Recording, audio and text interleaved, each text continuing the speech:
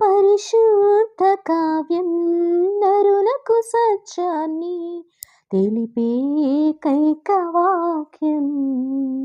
ప్రియ సహోదరి సహోదర, ఈరోజు దేవుని మాట ప్రకటన గ్రంథం 3వ అధ్యాయం 20వ వచనం. ఇదిగో నేను తలుపు నొద్ద నిల్చుండి తట్టుచున్నాను. ఎవడైనా నా స్వరం విని తలుపు తీసిన ఎడల నేను అతని యొద్దను, అతడు నేనును నాతో కూడా అతను భోజనం చేయను అని లవోదిక సంఘమునకు ఇచ్చిన వాగ్దానం. ఇక్కడ క్రీస్తు మనకు వెలుపల కనబడుచున్నారు. ఎందుకంటే సొంత ఇష్టంలో సంతృప్తి చెందుతూ దేవుని చిత్తాన్ని నెరవేర్చకపోతే దేవుడు బయటే ఉంటాడు. నిలువిచ్చని స్థితి వలన ఆయన వెలుపల నిలబడాల్సి వచ్చింది. హృదయంలో ప్రవేశించాలని ఆయన విజ్ఞాపన చేయుచున్నారు. మనమే ఆయన హృదయాన్ని ద్వారాన్ని తెరవాలి, కానీ బలవంతాన్ని ఆయన తెరుచుకుని రాడు. ఈ లవోదిక సంఘం గురించి అభినందించడానికి ఏమీ కనబడలేదు దేవునికి. క్రీస్తు వారి క్రియలు నెరుగును. నువ్వు చల్లగానైనా వెచ్చగానే లేవు, నువ్వు చల్లగానైనా వెచ్చగానే ఉండిన మేలు. నీవు వెచ్చగానైనాను చల్లగానే ఉండక నిలువెచ్చగా ఉన్నావు గనుక నేను నిన్ను నా నోటి నుండి ఉమివేయని ఉద్దేశించున్నాను అని ఇలా ఉండడానికి వీలు లేదని హెచ్చరిస్తున్నారు. అంటే నువ్వు రక్షింపబడైనా ఉండాలి, లేదా నశించిపోయే గుంపులను ఉండాలి. క్రీస్తు చెప్తున్నారు, ఆయన తన శిష్యులు రోషం కలిగి ఉండాలని కోరుతాడు.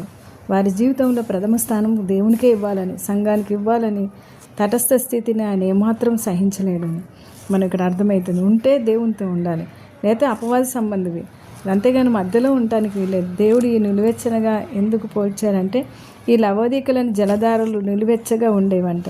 అవి క్రైస్తవులు అంటే ఆ విధంగా ఉండడం వల్ల నోటితోటి ఉమ్మేసేసేవారు. ఇలాగే క్రైస్తవులు కూడా ఇక్కడ ఈ సంఘంలో ఇలా ఉన్నారని చెప్తున్నాడు దేవుడు. వారి జీవితాలలో పాపమును ఏలనిచ్చారు.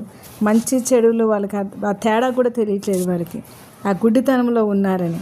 ప్రకటన 3:16 నేను నా నోట నుండి విమువే ఉద్దేశించున్నాను. క్రీస్తు వారిని హెచ్చరిస్తున్నాడు. అసహ్యంగా ఉన్న ఆ జలధారను ఎలా ఉమ్మేస్తావు, నేను కూడా నిన్ను అలా ఉమ్మేస్తానని దేవుడు ఇక్కడ హెచ్చరిస్తున్నాడు. అంటే చూడండి, మనకి ముందు వార్నింగ్ వస్తుంది కదా, వార్నింగ్ ఇవ్వడం అనమాట. ఈ క్రైస్తవులు ఎందుకు నిలువెచ్చగా ఉన్నారు?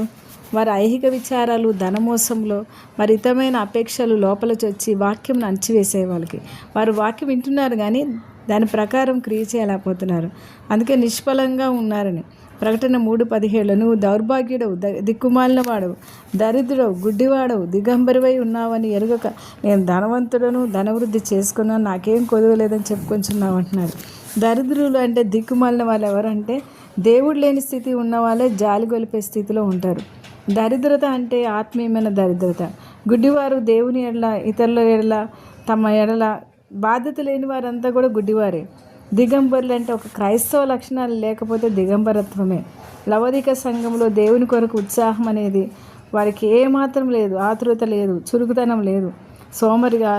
సోమరిగా నీతి పనులతో నిండిపోయి ఉన్నారు.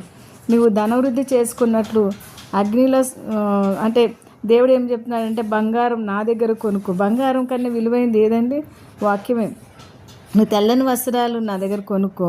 గొర్రెపిల్ల రక్తంలో కడగబడినవి నీ దగ్గర ఉండాలా. నువ్వు దృష్టి కలిగినట్లు నీ కన్నులకు కాటిక నా దగ్గర కొనుక్కో. బుద్ధి చెప్తున్నాడు అనమాట. ప్రభు వారిని చెప్తున్నారు. కాటిక అంటే జ్ఞానానికి సాదృశ్యం.